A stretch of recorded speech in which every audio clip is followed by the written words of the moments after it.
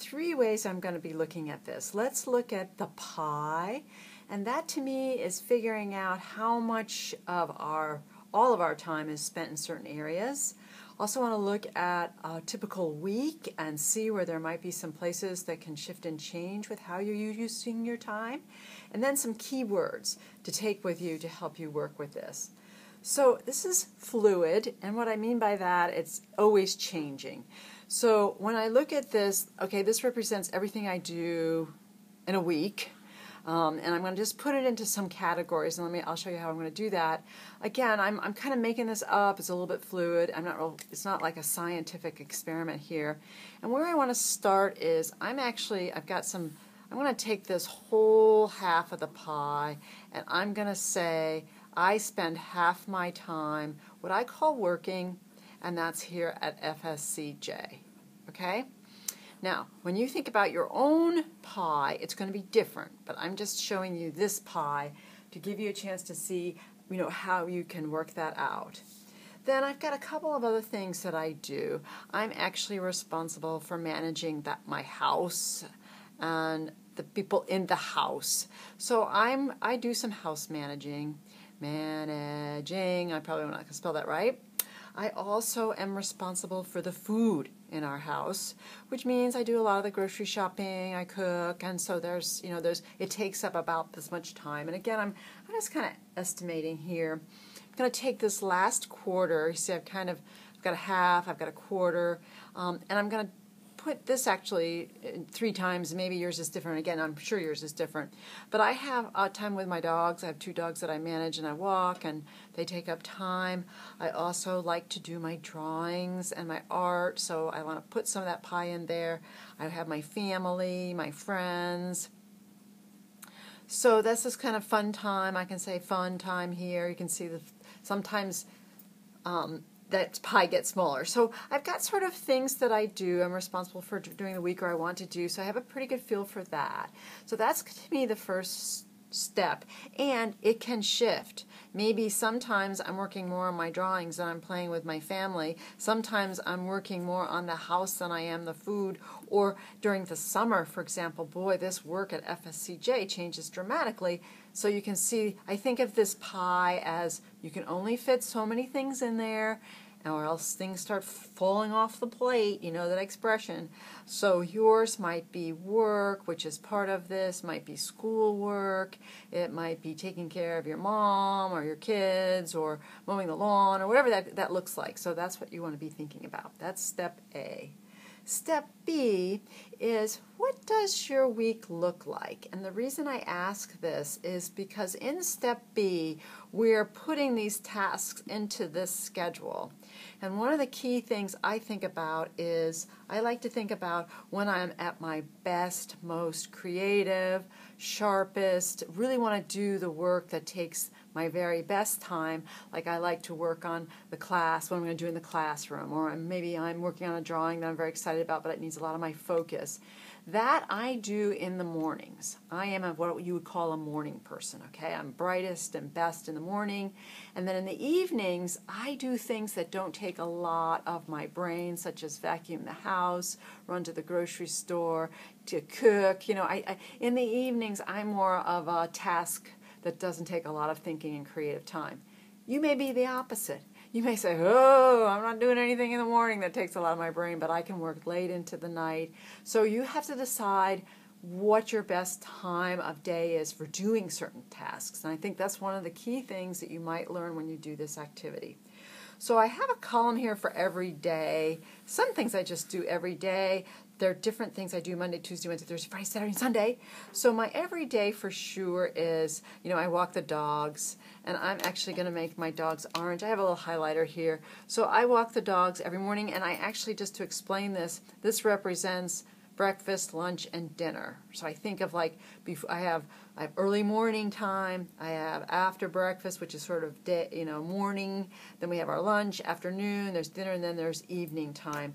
So my dogs, I go out and I walk my dogs twice a day. So it doesn't matter what day it is. It doesn't matter if it's raining or shining or the sun out, or we do that. So that is something that happens all the time. And you may have things that you do. I also am responsible for food. Remember I said food? So dinner is kind of the thing that I take care of. So there's green's food.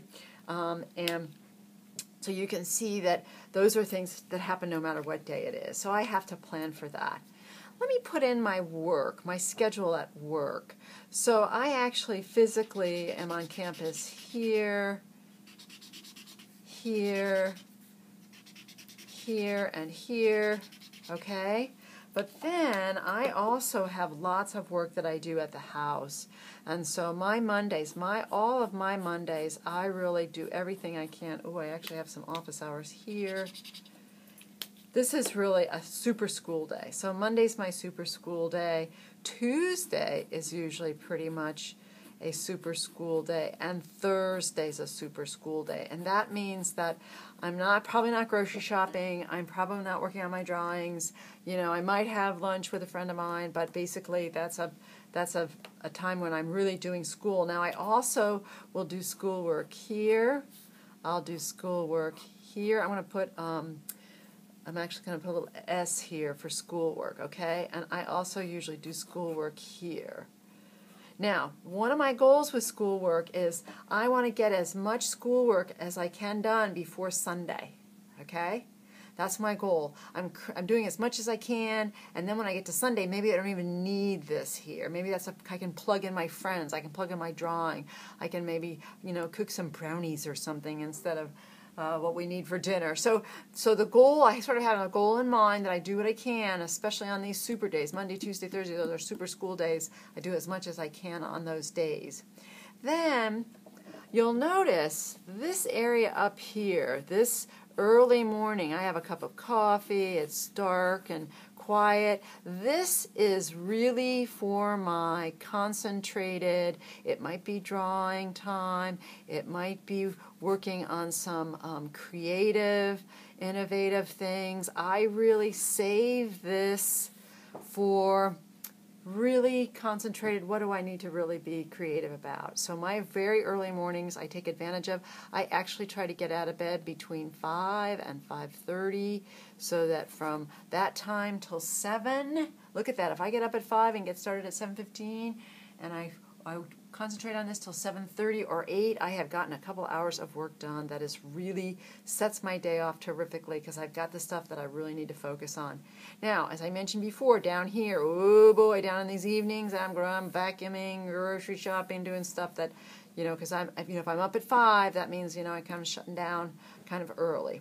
So, the goal for you to do this is to start shifting around where you might do something. Let's say, oh my gosh, I'm an early morning person too. Maybe I should be getting up a little bit early and going to bed earlier so that I can take advantage of that. Is there areas you can flip-flop where you do your work? I'm going to turn this sideways and I'm going to just sort of double check to be sure we can still see it. Great. Let's talk about some key words that are going to help us with this. One of the things that I would want you to walk away with keyword-wise is I'd like you to, once you plug in your schoolwork, like I've been talking about my own stuff, once you plug in your schoolwork, like these areas here that are like this Wednesday morning, Friday morning, and Sunday morning, I want you to go and I want you to make an appointment in your smartphone on your calendar that says work. I want you to use the word work. So when you look at the 4 hours you're blocking out for a class, 5 hours you're blocking out for the other class, another 4 hours that you're blocking out for a class, I really want you to think of that as work. All right? And I want you to use the word work when people ask you, let's say you've blocked out your Wednesday morning and you get a call from your very dear friend that says, hey, let's go out shopping and have lunch Wednesday. Let's meet at 10 and we'll be finished by 2. And you look at your calendar and your calendar says work. functions class, it says lighting class, it says whatever it says, I want you to say, sorry, I am working, let's meet another time. This is another thing I want you to get used to. Can we look at another time? And so then you look at your calendar and say, oh, you know what? I think I'm going to be done Sunday. I'm working so hard this week. What about Sunday? So you're going to be keeping up with your scheduled appointment work, that you're doing your homework, you're doing your reading, and then when people ask you to participate in something, you're going to say, let's look at another time, which works for you, okay? So you definitely, probably in your pie, don't have a lot of free time. And if you will know what you want that free time to be and work toward it, I think it will help you a lot. The other word I want to write down is delegate. What do I mean by that? What do I mean by delegating? Okay, let's say I'm going to make this up. I help my mom every Friday. I take her shopping, okay, and that takes 3 hours. And I realize, gosh, if I had that 3 hours to study, boy, that would free up my Sunday. And you think to yourself, who do I know that can take my mom shopping instead of me? If you have any siblings, it's time to ask them. If your mom has some friends who drive, think about ways that you can delegate some of the tasks you're doing to other people. And that's what you're going to learn what to do.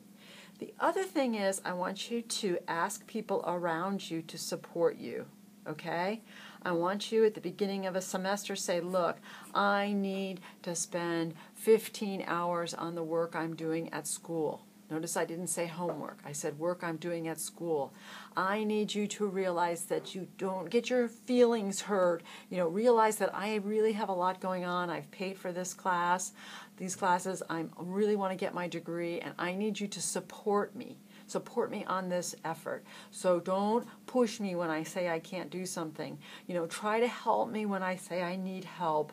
Don't make fun of me when just as I'm going back to school and you're not, okay? You're looking for support, and I want you to include your family, which includes your children. I don't care what age your children are. They need to see this role model of you going back to school and creating space and time for it. You ask your 2-year-old, I'm going to be studying. When I say I'm studying, that means you're doing this or you're going there, okay? And believe me, it's a great lesson for everyone. You really, everybody needs to remember that when we have tasks to do, to respect them and honor them. So that's another word. So I'm looking for everyone to support you. Ask for it. Say what you want it to look like. Maybe some people in your family start doing their own laundry. Maybe they start making their own lunch. Set it up so that you can free these boxes up for you the time that you need to be successful in class. Start asking people to look for another time to do something together if it conflicts with what you wanted to schedule. Make these appointments, and I think this will really help you move forward, be comfortable with the tasks you have to do and how that fits into your schedule.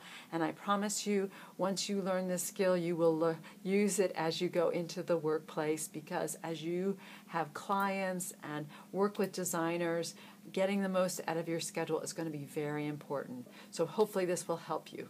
Great. Thank you.